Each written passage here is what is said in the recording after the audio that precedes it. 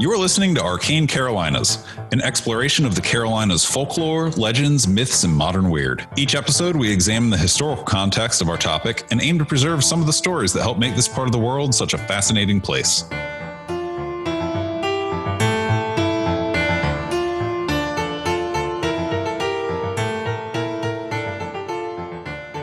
Like our second or third episode is about something called the Nice Guy Fight Club. Which is a sign on the side of the road that I saw. And it was like, come to my house and fight me. And I was like, that's weird. We're doing an episode on that. Yeah. So, yeah. We did an episode about North Carolina's only official UFO landing pad, which is some folks who have set up a space with it's an observatory and everything. There's like astronomy you can go there and do. But also they have a field set aside for any old aliens that want to drop on by. So yes, we are into if it could possibly be on the X-Files, we're into it. Yes. Did you go to his house and fight him? I did not go to his house and fight him. I did email him and was like, "Do you want to talk to me about how you have people over your house to fight you?" And he said no. And then his website disappeared. And then his website went down. And I feel really guilty about that. I'm like, oh man, did I ruin this guy's good time? I wasn't trying to. No. Not trying to harsh anybody's buzz. No, it was just weird. Yeah. I say weird He's the too one who much. put a sign on the side of the road. It's yeah. Yes. Thank you for that. That makes me feel better now. Yeah. All right. Are we good? We're good. All right. So this is going to be the first half of something that the second half of will be released during our fall spooky season extravaganza, in which we do way too many episodes, which is going to kick off Labor Day weekend. So if you follow us on a podcast app, you'll get a whole bunch of episodes. This story comes out of the town of Bladenboro, which we've already talked about twice in our Beast of Bladenboro episodes. This particular story from this town goes between January 30th and February 1st in 1932. Some 20 fires erupted in 5 different rooms at an Elm Street home of a man named Council H. Williamson, his wife Lydia, and their 2 children. Bladenboro is a tiny town. How does it have all this stuff happen? 20 fires. In 5 rooms. Over the course of 3 days. Oh, gosh. Okay. Items such as curtains, tablecloths, a pair of pants not being worn at the time. Liar. Pants on fire. A dress being worn at the time. Oh, gosh. Yeah. Just seemed to burst into flames for no apparent reason, with no smoke damage being found on surrounding objects. The fires would flame up, then flame out. Okay. When the fires were extinguished, no one could figure out what sparked them. I feel like you have something to say. Well, the first thing that leaps to mind is, what were they washing their clothes in? All right. Yeah. So this is pretty big news for the town, right?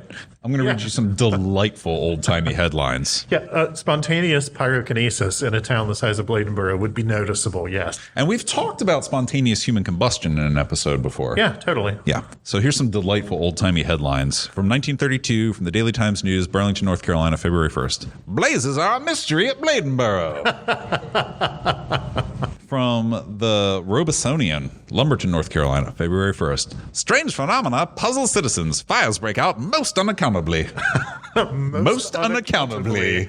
Oh, I love that. That's so delightful. My favorite coverage, though, comes from King Feature Syndicate. It was a full-page story and photo package about the mystery, and it was distributed throughout the country. It was a syndicated news group. Right. It still exists, if I remember correctly. Yeah, and the headline was, The Very Puzzling Mystery of the Bladenboro Fires. That's very descriptive. Right? It's just like things are catching on fire and no one knows why. That's so direct, Fires.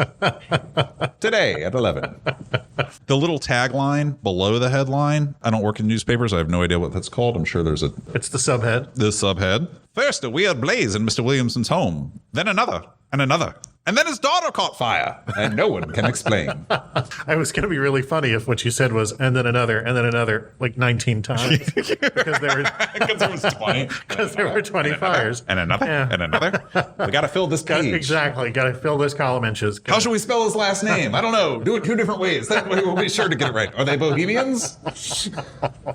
Old-timey newspapers. So the first fire, this is according to newspaper accounts, the first fire happened late in the afternoon of January 30th when a window shade and curtain were found burning in the dining room. After they were put out, another shade in the same room caught fire. Gosh. It doesn't say if anyone was in the room, Yeah. which is strange. That's a little sus. Yeah. The next day, guests were visiting the Williamson family and corroborated that some bedclothes burnt up. Okay. Now, I don't know what that means, but I choose to believe they're footy pajamas with a bum flap. Because it was olden times. Right. And old-timey cartoons have taught me that that's what people wore. Obviously, yes. So the bum flap bedclothes burnt up, as was the style at the time. And another fire burnt up some papers that were in a closet. Later in that day, the pants in that closet also caught fire. Huh. To top it all off, what is only described by accounts as a young girl in the home, which is very vague, speculated to have been the Williamsons' granddaughter by some, barely escaped getting burned when her dress mysteriously ignited. Grief. Yeah, I'm not really sure that it was the granddaughter based on their ages at the time and the ages of their daughters through birth and death records, but we'll get into that in a bit. I think it might have been their younger daughter. Okay. The last of the 20 fires happened noon, February 1st, 1932, the third consecutive day of dubious fires. And they said, we're out. And they packed up and they moved. Oh, can't blame them. Yep. Per the Bladen Journal, the house is closely guarded. No one is allowed to enter. The family has moved out, and particles of the burned materials have been sent to the state chemist in the hopes that a solution to the mystery may be found. Mr. and Mrs. Williamson are citizens of the highest type and are in great distress over the unusual occurrence. As opposed to all those other citizens. Why does our daughter keep catching fire? As opposed to all those other citizens well known for just playing with matches. Right. But here's the thing. All the investigations came up empty. Okay. The state chemist found nothing. Fire department was like, we don't know. So it's like basically firebug poltergeist activity. Yeah, no, it's pyrokinesis. Right. I mean, they've got kids in the home. I'm totally willing to lean right into the same sort of stuff. Yeah. With poltergeist. So we have talked about poltergeist phenomena in our episode about the Witch of Goose Creek in our series of episodes on Bath, North Carolina. Yeah. And how I think that was actually a woman covering for poltergeist activity associated with her daughter in the home. Right. Sorry, spoiler alert. If you listen to that episode, that's how it ends. So I'm all in on poltergeist activity, but here's the verifiable facts, right? The family did exist. Birth, death, church records all show that. The youngest daughter was alive well into the mid-70s. Unfortunately, all of her children have since died, with the last of which passing away in 2010. I was hoping to reach out and do like the Purgatory Mountain treatment, but I couldn't get any family stories, so there wasn't a lot to track down about like living lore from the families. But they were a respected family in the community, very active in founding their local church. They set up a bunch of charitable efforts. Fires really did happen. There were witnesses, and that's about it. No one has details about observing the cause of the ignition. No one found matches. It wasn't attributed to anything, just that things would flame up and then flame out. I mean, a really common approach to dealing with like stains, especially oil-based stains on clothing at the time and even today, was like wash it in turpentine, wash it in kerosene. Get a little formaldehyde. Smell it while you're at it. Yeah. I'm seeing fires. Bet you are. One of the non-paranormal theories is chemical. Right. Chemical reactions. The paranormal theories are poltergeist activity. Yeah. I like the poltergeist activity theory personally. It's been reported in a wide variety of presentations. You know, you can see it as moving objects, flying objects, spontaneous fires, noises, disembodied voices. But really, what differentiates poltergeist activity from a plain old haunting is that it's associated with the person, not a location. Yeah. Right? Like the activity is tied to the individual. Yeah. They would have moved to some other house and it still would have, that house would have started bursting into flames. Right. And I actually wrote a paper on poltergeist activity in college. No way. Yeah, I am that weirdo. So I shared Got with you. academic credit for this. Yeah. That's So awesome. I remember I wrote that paper about spontaneous human combustion in like high school. And then I was taking some other class in college and I wrote a thing and I leaned really heavily and I had to like, I didn't have the paper handy, but I was able to find a source that I used, which was a July 1972 issue from the Journal of American Society for Physical Research, volume 66, publication number 3. Okay. And in that article, after accepting that there are a number of cases of poltergeist phenomena that can be discounted as either hoax or misinterpreted observation, there is real discussion around cases that can't be explained. And it comes down to differentiating like, okay, this happens. What do we attribute it to? Do we attribute it to living human agency? Like, did a person do this? Right. Like, is it Michael doing this? Or is it what they describe as discarnate agency? Ghost, spirit, whatever. How, again, we try not to come off as the keepers of secret knowledge. If you want to call it a ghost, call it a ghost. If you want to call it a spirit, call it a spirit. Whatever you want to call it, you know, entity, interdimensional being. Yeah. You know, whatever you want to call it. I can tell you if it were Michael doing it, it would get real obvious real fast. I'd know. I know if it was you. There'd be signs. It'd be subtle, but there'd be signs. It would mostly be me cackling as people I hate burst into flames. Yeah. And in this research article, if you want to look it up, there's even a really cool proposed matrix of pattern analysis to differentiate between unexplained discarnate phenomena and unexplained phenomena associated with living human agency. Wow. Yeah, it's really awesome. I find this topic fascinating. We talked about it again, just to reiterate, we did talk about it a bit in the Witch of Goose Creek episode from Bath, North Carolina. So I won't retread all of that. But yeah, the second part of this episode you can listen to this fall is when we will be interviewing people that have experienced poltergeist phenomena. And these are people that I trust very much. I'm married to one of them. So that helps. Yeah, it does. Yeah. Hopefully that's a teaser for you about some poltergeist stuff we're going to talk about. We have time. Let's talk about stuff that's happened to us to fulfill this young man's ask. Do you want to go or shall I go? You should go first. All right, because mine's very short. So I lived in an apartment. It was in the lower level of a house. It was a very nice house, big house. And the previous owners had, and I'm going to speak, we'll probably edit this out of the episode, right? That's fine, yeah. All right. It was my friend's grandma and grandpa had lived upstairs. And they had passed away. And basically, I was keeping an eye on the place. I was living in the basement apartment, whatever, while the upstairs got redone. And shortly after I moved in, really weird stuff started happening. I had a... This part's so dumb. I had a... It's called the Ultimate Quarter Scale. It's made by Diamond Select Toys. Obi-Wan Kenobi, electronic talking action figure. And he was up in my closet on a shelf. And I'm in bed one night and I hear, "That's no moon, it's a space station." And I'm like, "What? That's no moon, it's a space station. That's no moon, that's no moon, it's a space station." And I'm like laying in my bed like, oh God, that's weird. So I get up and I go in there and I take the thing off the shelf and I shake it and it stops making noise and I push the button and it says it again and I'm like, yeah, all right. So I put it back up there and I'm like, whatever. Didn't think much of it, right? So then, like a short time later, again, going to bed, laying in my bed, and the sink in the bathroom turns on. And I'm like, so I get up and I turn that off and I'm laying back in bed. Same night, "That's no moon, it's a space station." And I'm just like, so, I talked to my friend who now owned the house. He had inherited the house and again was remodeling the upstairs. And I told him what was happening. I was like, "Hey, did your grandparents ever report any weird stuff with the water pressure?" And he was like, "Not really, why?" And I was like, "My sink turned itself on." And he was like, "Oh, huh." I said, "Yeah." And like, I have this one electronic toy that keeps going off, like specifically this one. And it's very strange. And there's nothing wrong with it. And like, I checked the batteries or whatever. He's like, "Yeah, we've been having some electrical issues upstairs with stuff turning itself on and turning itself off. I don't know." So I'm not saying that it was the ghost of the people that had lived there before, died in the building, and maybe were disturbed that renovations were occurring and there was a stranger living in their basement.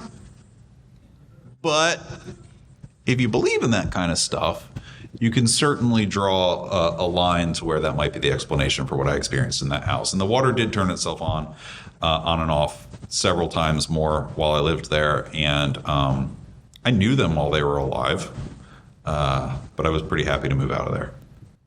Yeah, fair enough. Yeah, maybe. Who's to say? We don't know. That's the thing about the paranormal and the unexplained, right? We get to think about what it could be because we don't know. And it's exciting and it's fun. And that's why we're all here in the paranormal track, right? Because we enjoy this kind of stuff. Yeah. And with that, I'm going to hand it to Michael, who has a much better story than an Obi-Wan Kenobi doll talking and water turning itself on and off. But it did really scare me. So in college, I went to UNC Chapel Hill, and this was 30 years or so ago. I worked for the tech support folks. Like if you think of imagining, calling tech support to ask for a computer problem. That was us, but at the time it was a very small organization. And the evening shift, we answered the phones until midnight or 1 a.m, something like that. And generally we worked by ourselves because there wasn't enough need for what we did for there to be any reason to have more than one of us there.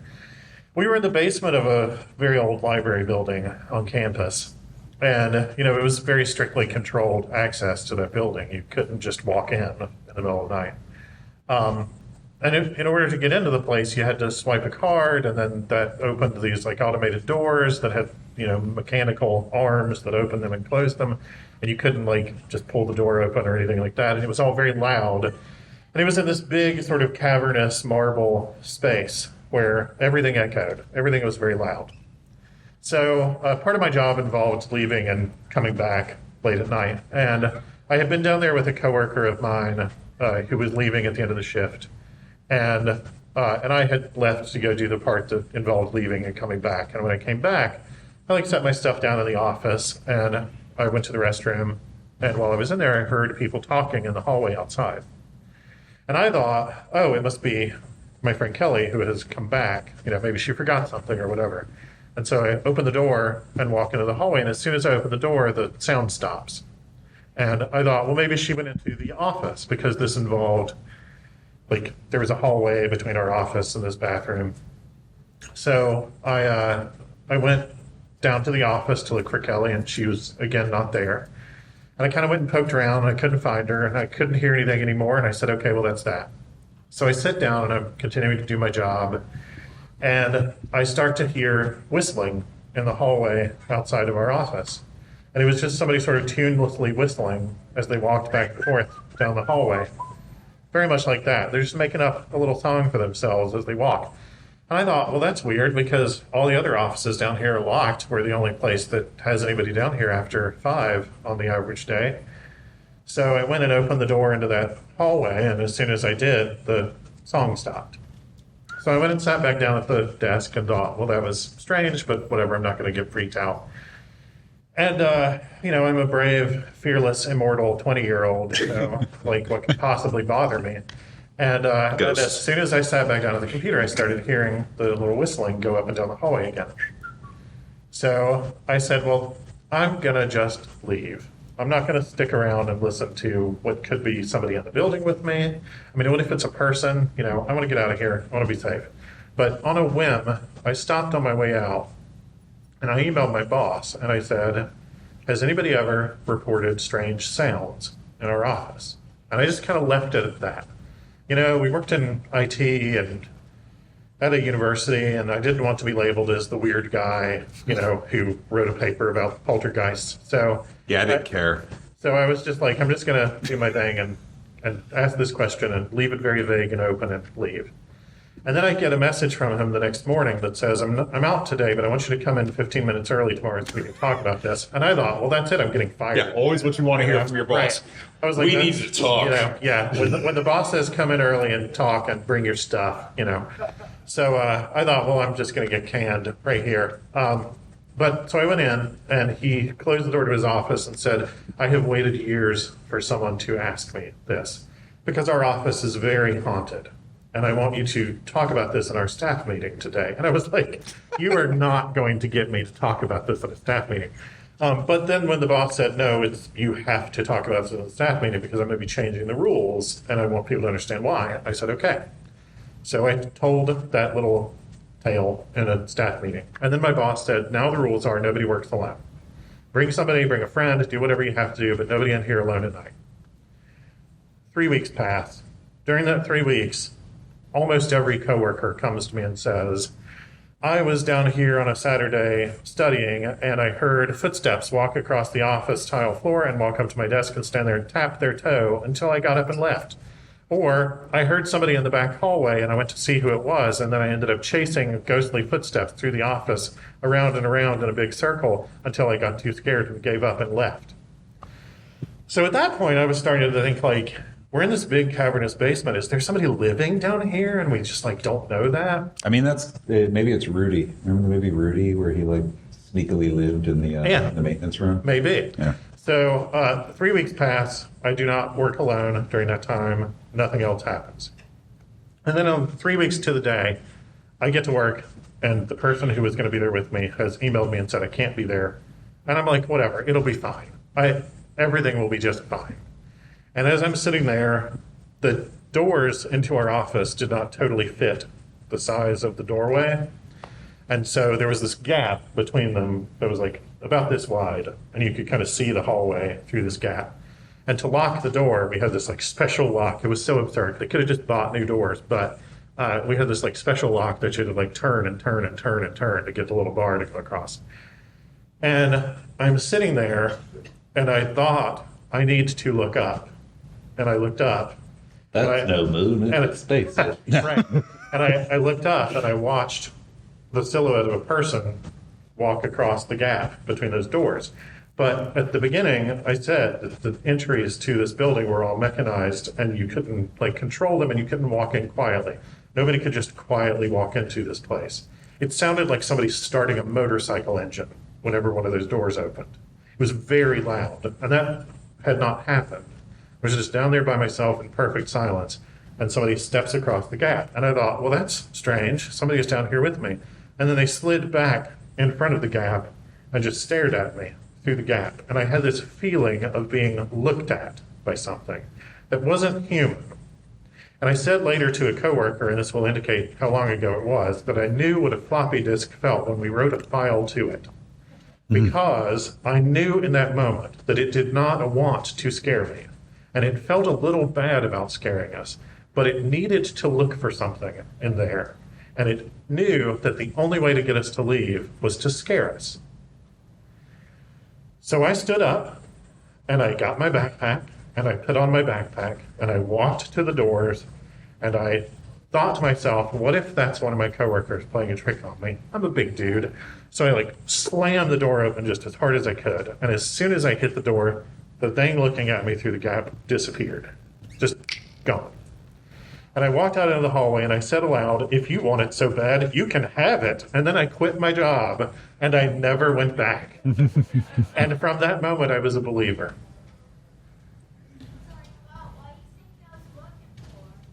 My theory is that it was, that part of the library had at one point been something called the North Carolina collection, and they were really intricately carved wooden display cases, and the person who carved those died shortly after completing them and never got to see them on display.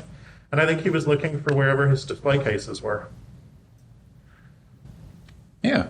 Thank you very much for that question, though. I appreciate you speaking up. Thank you, young man. So yeah, if anybody else wants to throw us a question, we got a couple more minutes. Otherwise, we really appreciate everybody coming in. Sure. Wow. What's the most scary house investigating? So we're not paranormal investigators. What we do is more academic exploration of the topic. But when I was a younger man and didn't mind getting arrested for trespassing, I really enjoyed this one particular. It had been a tuberculosis ward, and then it was later turned into a mental health facility, and then it was later closed. But when I first found access to it, the power was still on, and that was really freaky because you could go through it and the elevators worked. And one time I was in the lower level. One time because we used to go there all the time because we were bad teenagers, and that's what you did. We were down there, and somebody was in there with us. I have no idea who it was or what it was, but all of a sudden the elevator goes ding, and we're down on the lower level, and then ding, and it opens. We're like, ah! So we're all scared. And we run and we hide. We look around the corner, and the elevator doors open. And there's like nobody there, and it was just like, oh, we should leave. And then my other friend's like, we should not leave. We should go upstairs. All right. That was me. I am not brave when it comes to exploring stuff like that. For the record, I am not fronting like, oh yeah, I love going into a haunted place. Nope. I'm the guy in the back of the pack. I'm Shaggy. Despite what I just said about that job and the speed with which I quit it, I would love to go to someplace like that. Yeah, I know you would. I run towards that kind I know you do. This is the difference. This is why the show works. I made my husband mad a little bit when we were at the beach one time and saw a UFO, and then after it was gone, I yelled, "Come back!" And he was like, "No, don't tell him that." And Jesse is more along. So it's funny. So he is that person in his relationship. My wife is that person in my relationship. And she's always like, you guys should go do a thing. You should go investigate this. You should investigate that. And I'm like, no. I really you have his number. You can call him. You want to hang out with Michael so bad and go look at weird stuff? You do it. I'm good. Ultimately, I'm happier in a library. Yeah. But yeah, so Arcane Carolinas, again, it's a podcast dedicated to folklore, myths, legends, modern weird, anything that you can think of, cryptids, ghosts, natural phenomena, strange history, just weird roadside attractions. We talk about it. We're above 60 episodes at this point. Yeah. We're on Google Play, Apple Podcasts, Spotify. Anywhere you can think of. Look us up. We really appreciate you joining us. We try to keep our stuff conversational. We try to keep our stuff community-based. We do like interacting with people. So thank you again. I know we're not paranormal investigators. If you came here looking for that, I'm not sorry. Because I'm glad we got to introduce. This is the segment that we just segued to, and I can't remember what I said, so we'll redo an introduction. I don't need to introduce myself because this will get cut in, but I think it's worth acknowledging that this isn't a phone call. We're doing this live and in person on one half, and Michael you're making lasagna, right? Yeah, absolutely. Michael makes a mean lasagna, and we should just acknowledge that on the show. It's almost downright cruel. Do you ever make a vegetarian lasagna? Oh, yeah, totally. Okay. Often. You're invited over next Sunday. Okay. Okay. So this is the part of the episode where we were talking about poltergeists earlier and poltergeist activity. And I said that I have people in my life that I will trust their account. Why don't you introduce yourselves? I'm Jessie Mushoff. I'm Charlie's wife. I'm so happy to be here. I'm so glad I can trust you. Sure hope so. See how all this goes. And I'm Jenna, who is best friends with Jessie Mushoff since we were 12. Since we were 12. We're almost going to be celebrating our 30th anniversary of being friends. Mm-hmm. It's crazy. That's a long time. So the reason we're talking to you two specifically is because you shared with me several years ago a tale of an experience that you had. And I think it aligns with certain, Michael, help me out. What's the word here? Certain phenomena. It aligns with phenomena believed to be related to poltergeist activity because it centers on a person, generally happens to or around young women, and dissipates with time. Interestingly, I only heard about this phenomena from Charlie yesterday. Really? So I didn't know any of that. So he's always trying to not lead people. And so I didn't know about any of that until yesterday, but I'm interested to hear him talk about it again. And so now, do you want me to just tell my story? Tell your story. Yeah, please. And know that I myself worked in a haunted library at one point and experienced a couple of different haunting-alike experiences there and elsewhere. So I am totally primed to believe. I'm not here to question. So are we going to hear that story at some point? You can read that story, and that's separate. Okay. I don't know that I was primed to believe in things like this growing up, but I do think that I tend to believe things unless I have definitive proof that things aren't true, even supernatural things. But I wasn't a particularly spooky adolescent or teenager. And the story that I'm going to tell happened to me when I was late teenage years, probably 17, around there, later years of high school. And we moved into a new house, and it wasn't an old spooky house. It was a newer build. And I had a bedroom upstairs, which was right across the hall from my brother, who's a few years younger than me. And pretty soon after we moved into this house, I started having an experience. And this is kind of how that experience went. I would usually read before bed. And so I had a little light on my nightstand, and I would have that on and I would read my book. And then when I was, sleepy and ready to go to bed, I'd turn off my light and lay there to start falling asleep. And as I lay there waiting for sleep to come, what started happening was that I would have kind of a vibration kind of circling the room that I wouldn't necessarily say you could hear, and you couldn't really feel it. More so, it was kind of a combination of that. And maybe I'd use the word you could kind of sense it, even though that even sounds a little too spooky language to me. Not too. Okay. Yeah. It was a little that way. It was kind of like, and the way I described it to Charlie the other evening was like if you had a remote control airplane kind of flying above you in a circular pattern above the bed where you could kind of feel and kind of sense. And it was more so like a vibration through the air that you were aware of. Oh, so more of a buzzing as of a device than a susurration of wings. Yeah. It wasn't super subtle, but it also wasn't super, super noticeable. Like I think if I had been engaged in something in the room and it was happening, maybe I wouldn't have noticed it. And maybe, laying there preparing for sleep and being very still and very quiet was what made it so, so noticeable. And so being 17, my first thought was, well, clearly there's something electrical happening here and we need to turn on the light again and figure out like what's going on, like what electrical device in my room is causing this to happen, because it's only happening when I turn off the light. So first thing I did was unplug my CD player and unplug my lamp and, start kind of going around the room. Like maybe it's the computer and kind of exploring which electrical device could be causing this malfunction to happen. And as I kind of like did some trial and error unplugging things, this continued to happen. But again, only after the lights were out and I was kind of laying very still in my bed. And sometimes it would be slow circulations and then would speed up and go pretty fast and then stop altogether. And then maybe slow again, sometimes bigger circles, sometimes smaller circles. And this went on for quite a time. And I didn't tell anybody, especially not my brother, who at that time especially was very afraid of everything, including his own shadow. I love you, Gray, but you know it.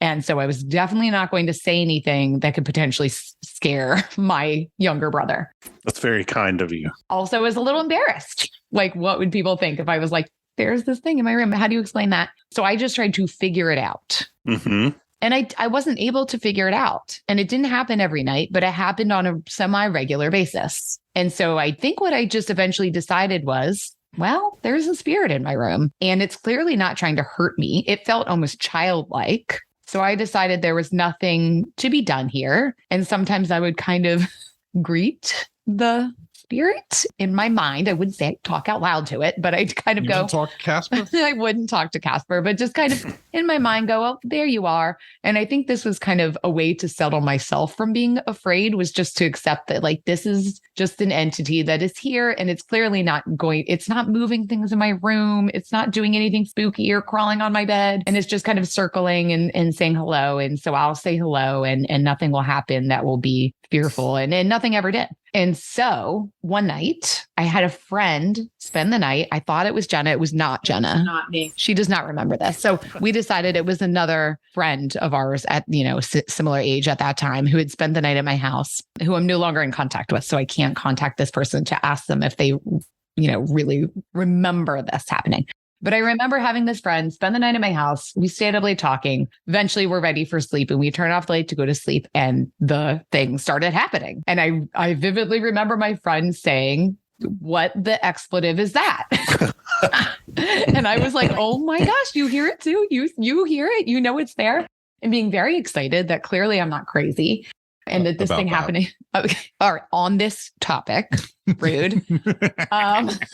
And so I kind of said, well, I think it's a spirit. I unplugged everything. I think that it's a spirit. It's not here to hurt us and it's fine. Eventually it'll just stop. You'll see. And then I guess we must have then told our other friends because Jenna. Yes. I remember this story and I remember the friend even recalling it, but nobody had an answer. There was no answer and there was nothing to be done. It was fine. Threatening. Non-threatening. Yeah, it was just kind of an interesting thing. But then you went off to college. But then I went to college. And when I went to college, my brother moved into my room. I don't remember why, because they were exactly the same size room across the hall from each other. But for some reason, my brother moved into my room. Nervous brother. The nervous brother. And I did not tell him. And I then had his room. And so when I came back for the summer, because you could not stay at college during the summer when you lived in the dorms, and I came back for the summer, I did wonder, if it will be here. I wonder if it will come into the new room. Or I wonder if I'll hear it and I'll realize, oh gosh, it's been my lamp the whole time. Because I had all the same stuff. But in a new room, and it never happened again. Recently, I called my brother who is now in his late 30s, and figured it's a safe time. I can now tell him the story. And so I told him the story. He hasn't slept for weeks. He may not have slept since, but he said, oh no, you definitely could not have told me that story. Thank you so much for not telling me that story at that time. But I told him the story and I said, do you ever remember anything like that happening in that room? And he said, no, absolutely not. I would burn the house down. And I was like, I know you would. And so it was just fascinating to find that did not happen again in that room. It did not happen in the new room. It kind of ended there. And that's my story. Wow. So I have some questions, and they may be ones you don't want to answer, and that's fine. And if you don't, then that's okay. I'll just cut out having ever asked them in the first place, because I won't even put you on the spot as not wanting to answer them. The wonders of editing. Yes, exactly. Did you grow up in a particularly religious family? That time, I believe, was still Catholic. Yeah, I think so. Still Catholic. They're pretty seriously Catholic for a period of time, no longer. But at that time, yes, they were very Catholic. When I was a teenager, there were some experiences that were of the verifiably supernatural variety, or at least not verifiably, but inarguably supernatural variety. Mm-hmm. And I did not tell anybody because I was raised in a very religious, very conservative religious tradition. And I was really concerned that I would be blamed for it. Mm. And so I'm wondering if you're choosing not to tell other people had anything to do with that. I'm not asking as the host of a show. I'm asking just sort of did you also think of that at that time? Well, I mean, I was a heathen, if that's one of the questions that you're asking. However, I wasn't particularly secretive about it. So I don't think that really factored into my not wanting to tell my parents about it. I think I was embarrassed at how I might be perceived if I told someone that this was going on. I also, maybe a part of me was also me and my spirit have a little secret, and maybe it would not be super pleased if I was going around telling other people. So a little of this, a little of that, I think maybe. That makes perfect sense. I totally understand that. Another thing that occurs to me is, did you ever feel like you could get a sense of an intention from it? I asked that because the haunting that I experienced in a workplace, I had a very strong sense of its intention eventually. I always felt that the intention was just playful. It felt like a child, and it felt like it was saying, hey, I'm here. Notice me. Also, maybe play with me a little. Entertain me. Let me entertain you. It felt, as a person who has children and also works with children for a living and being kind of intimately knowledgeable about kids and their intentions, to me, it still very much to this day, I'm sure, was a child. I know you made the joke earlier about Casper, but it seemed friendly. Yeah, nothing threatening.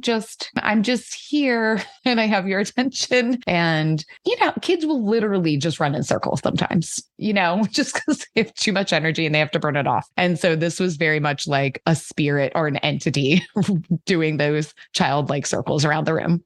Yeah. I'm going to go slow. Now I'm going fast. No, I'm going to stop. Where am I? You could almost envision my toddler doing that.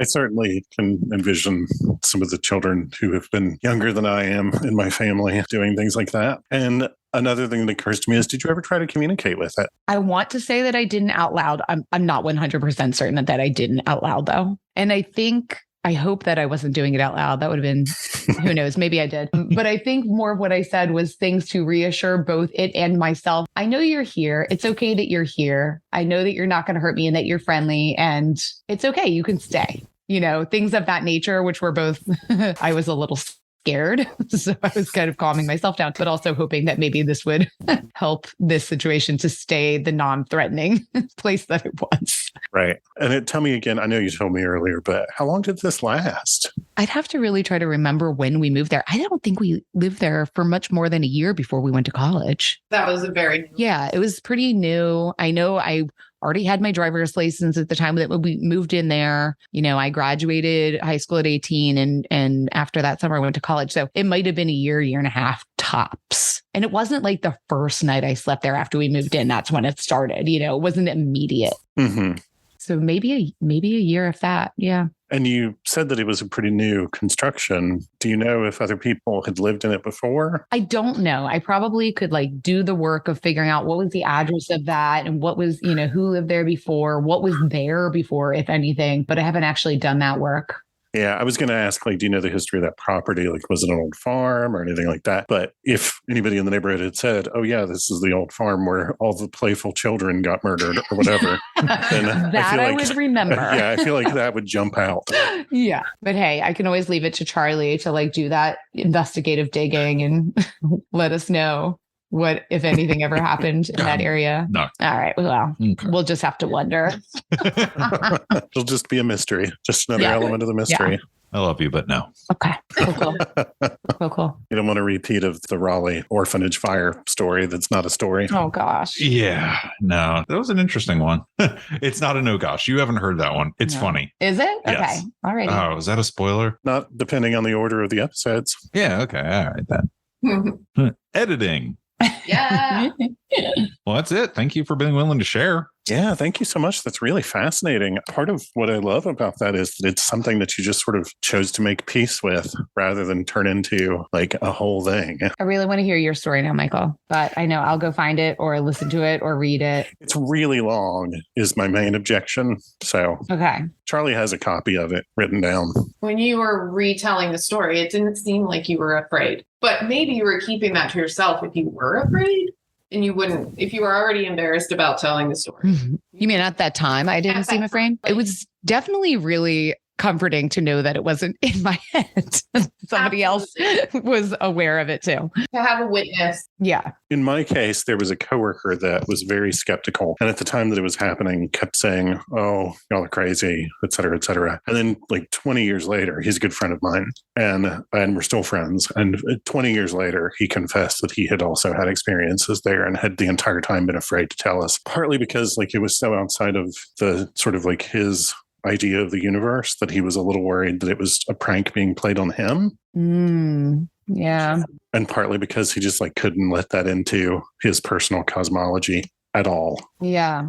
Yeah, I mean, and to your point, I made a joke about it. We were like, I'm not crazy. Yay. It's scary, right? Totally. Stuff like that is terrifying. It's completely not what we're expecting. I'm going to pull back the curtain a little bit. What you are crazy about is when I put the toilet paper on the wrong direction. Yeah, no, that makes me insane. Yep. I mean, who lets the toilet paper roll from the wall side? That is barbarism.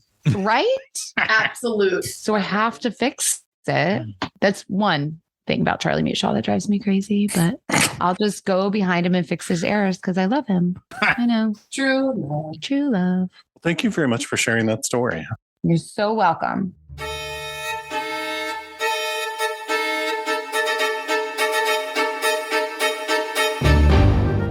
You've been listening to Arcane Carolinas. Thanks for joining us. If you liked it, give us a rating, leave a comment. If you didn't like it, send us an email and tell us why. If you're not wrong, we'll try to fix it. And if you're interested in award-winning speculative fiction, including science fiction, urban fantasy, and horror, find me, Michael G. Williams, at www.michaelgwilliamsbooks.com and check out Falstaff Books at falstaffbooks.com. If you'd like to pick up some Arcane Carolinas merch, look at behind-the-scenes info, pictures, videos, stuff like that, all the things that get cut, check out arcanecarolinas.com, where you can get access to our Patreon, our Facebook, our Twitter, our Instagram, all that in one place, including the merch store. Buy a shirt. Clothe your body. Drape your body in our wares. Be our living billboards.